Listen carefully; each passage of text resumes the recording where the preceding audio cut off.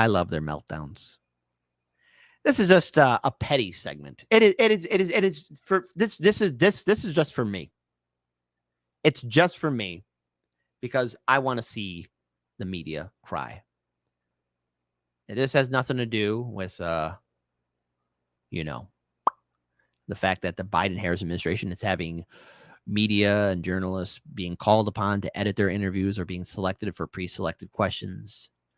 This has nothing to do with the Democrats crying. This has everything to do with corporate media doing that hopium, propanium, copium. You want to see the media cope? This is what it looks like right here.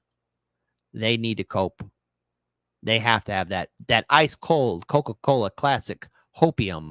So let's play this video here. I haven't talked to anyone who's a staffer, who's an operative, who's an elected, who doesn't say some form of the sentence, I love Joe Biden, but. Those electability concerns are so palpable. This panic has been so protracted. There was just a real sense on the Hill yesterday, I think, of despair, both with the people who have come forward, like Senator Peter Welch, to say, I think he needs to step down, all the way to members who have privately expressed their concerns, but don't want to come forward publicly, either because they don't think that it's going to be persuasive to the president, so why bother, or because they just... I love Joe Biden, but... I really like Joe Biden, but I really care about Joe Biden, but that's not the tune you were singing in 2020. And neither was anyone else in corporate media. I mean, you guys are singing a whole other different tune. I haven't forgotten that. Come on, lady. Perfect freeze frame, by the way. You could see behind her mask the layers of makeup and filler. That there is panic there because probably a producer is just like grinding their teeth, right? And it's like, you better say the right thing. You better say the right thing. Say the right thing. But the thing is, nothing they can do can fix this lie because when a lie is revealed, all you do is flop around. Just like you, Boogie, lying about cancer. Who does that? A little bit off topic. Lying about cancer. I got a phone call from Daniel. He said, like, Kit, I saw this crazy live stream. You have to watch it. And I was doing the show. It was the day before yesterday. He says, like, Kit, you got to watch it. I'm like, are you sure, Daniel? He's like, Kit, you got to. Please, for me, as a favor for me. And I'm like, okay, Daniel. I called him up then afterwards. I was like, what the hell? Just don't know if they're there yet. They have such concerns about who, if not Biden, can beat Donald Trump. Because, again, all roads lead to Democrats stressing the need to avoid a second Trump presidency because of things like Project 2025, because of the role that Trump has played and takes credit for on stripping women of abortion protections and reproductive health care access. But I think what Congressman Jim Himes, the head of the Intel Mastermind Hour, you get out of here.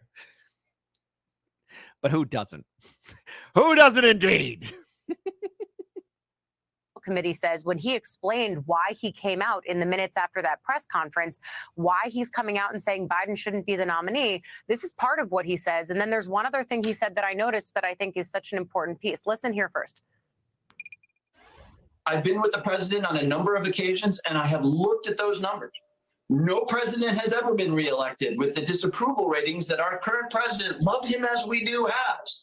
And so I will not stand silent as I see a trajectory to an electoral loss that leads to the presidency of Donald Trump and all that he has promised. I've done a lot of political campaigns, Alex, and the one attribute of almost every single losing campaign, and I've seen hundreds of them, is that right up until the moment that the numbers are in and you've lost, you believe that you will win. Oh, how sad. But do you want to see the hopium copium? Because here's pure gold. This is going to be pure gold. Joy Reid, Rachel Maddow. I mean, right now, this is just a freeze frame shot. Again, the case study QB, but look at all of them. Now, Joy Reid. Now, if we all remember in 2020, right? If we all remember, again, Joy Reid provides cover for President Biden, right? You know, she has gone to bat. This is the same lady who said that she would vote for Biden while he was in a coma. I think, the gaffes and mixing up names, I think for people who've been observing Joe Biden for a really long time, that's actually just normal Biden. Like, he does mix up names. Was known for gaffes. This is the joke that was always about Joe Biden is that he's the gaffe guy. So I don't know that is necessarily going to harm him in some special way. It's the fact that he had the energy, the capacity, and the ability to be normal Joe Biden, if a little more hoarse, if a little bit more, obviously older, just an older version of the Biden that we've sort of gotten used to over the years. It was the abnormality of the Biden in the debate with Donald Trump that threw people off so much. I think, that's called copium. It's almost equivalent to somebody who is an addict saying, look, man, I just need one more hit and I'll be fine. I need one more drink and I'll be fine. I need one more chance to go at the slot machines and I'll be fine. I just need to keep on lying before the American people and everything will be fine and Joe will get into the White House. But everybody at BSDNC, I mean, they're playing with that booger sugar, that copium, because I'm pretty sure all the media outlets right now, I know somebody in my live stream chat just brought it up, like, hey, maybe the producers are loving this because it's bringing in views, but look, your credibility is now down to toilet. I mean, corporate media, there's a reason why people don't watch you. I mean, HBO Max, seriously, I have no idea what you were thinking when you put CNN to be part of your roster. I mean, do you really think that's a good investment, CNN? They lost $250 million for their streaming service that only lasted for 1 month. CNN Plus, do you remember that? And yes, I'm going to drag that dead horse out. I know it's nothing but bones, but I'm going to keep on kicking that dried up husk. Losing $250 million for your streaming service. CNN Plus, because people will pay money to watch CNN. No, we will not. If you're standing up, if you're a Democrat right now and you're standing up and you're saying that Joe Biden is not fit to run for office and therefore should not be in office in January, you're saying he's also not fit to be president right now. What the hell are you doing?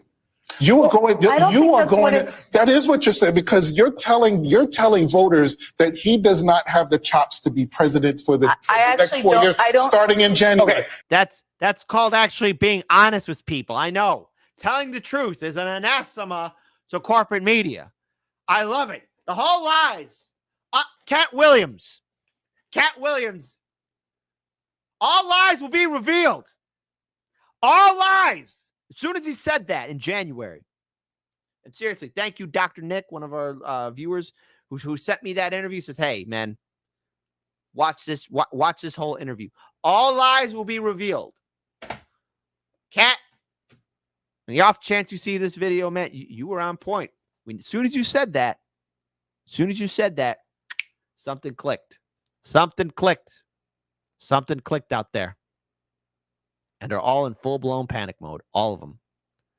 All of them are scared. And now I also want to pull up this video here, too. Just because now, again, they got to talk about Kamala. Cackling Kamala. The polling about Vice President Harris, yes, could be interpreted as a hint and possible change at the top of the ticket.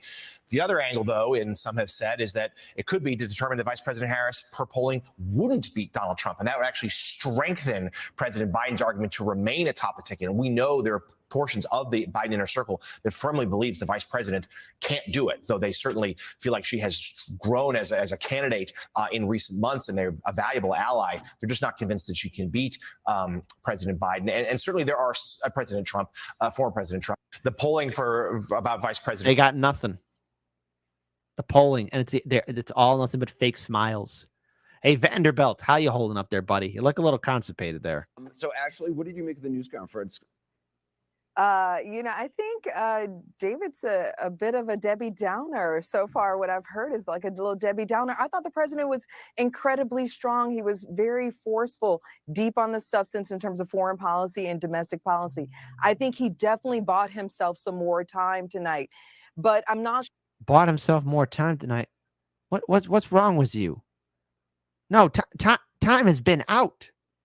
You know, listen, and listen, here's me being critical of everyone. First of all, Democrats, you had 2 years to really actually get something done. You should have been talking about and doing this actively in 2022, but you lost it. Hell, 2023, maybe a bit too close, but even then, you lost it. Now, this last minute stuff, it's like handing in your homework assignment all too late. Same thing for you, corporate media. You can't cover up this lie. And look, even for third parties and independents, listen, they should have been really active in the aftermath of 2016, a little bit after 2020. But, you know, hey, time is running out. Time is out for Biden. Time is out. It's not being a Debbie Downer. All corporate media, you know what all these quote unquote journalists, people of integrity at MSNBC and CNN are doing? They're all right now addicted to that copium. The only one who seems to be having any kind of honesty or acting or lying on screen is Jake Tapper, and that's not saying much. I know. Ugh. I don't want to give credit to CNN too much. They're a bunch of jagoffs. This lady, oh, you're just being a Debbie Downer. In domestic policy, I think he definitely bought himself some more time tonight. But I'm not sure that the bleeding will stop. What I'm hearing from members on the Hill is that there's deep. Holy cow. First of all, hey, where have you learned this behavior to be mean and judging people? I know you didn't learn from Heartlands Media. Look at all you guys. Dang, her shoulder pads back. Damn, shoulder pads back in style. 1980s call. What's going on? Yeah. Negative Nancy, Debbie Downer. What? Johnny, what kind of man uniform is that? I don't know. Jamie Teisel, get up and go see the White House counselor. How dare you? How dare you? How dare you? How simply dare you? Get up and go see the White House counselor. Hold on. What else are people saying in here? Judging by appearances. Terrible shirt. Anyways. Same stylist as the press secretary. What? What is going on here? Collared shirt with no tie? What's going on here? She chose a shit. Hey, Kat, what is going on here? Wow. My audience, so mean. Who did you learn this from? We learned it from you, Kit. We learned it from watching you. You guys, be nice. Be nice. I think he definitely bought himself some more time tonight. But I'm not sure that the bleeding will stop. What I'm hearing from members on the Hill is that there's deep frustration with how the president and his team have handled this situation. So, Ashley, what do you? Solomon, hey, that's going a little bit too far there, buddy. So the purpose of this segment is the meltdown, the copium. I mean, they're addicted to it. I have been enjoying this more than I should. And the reason that we have to look forward, because what matters now after 2024 is this: building independent media up more, building up stronger movements and organizations not connected to Washington, D.C. If we want to be better, we have to break away from the system. If we want to be better, we have to be stronger. We have to be smarter. We have to be more dedicated and not trust the corporate media outlets. The institutions lie. This is the big reveal. All lies will be revealed, and the lies are being shown to us. The political system is owned by the corporate establishment, Wall Street, big banks, corporations, lobby groups. Our corporate media owned by big banks, Wall Street, major corporations, lobby groups. You have people going to bat because they're paid off to lie for a system that doesn't represent us. Americans are struggling day in, day out, and is corporate media talking about that? No. We've got unending wars. Is corporate media talking about why these wars are starting? No. We have a crumbling infrastructure. Is corporate media going to talk about that? No. But right now, they're in full-blown panic. Maybe some are being authentic.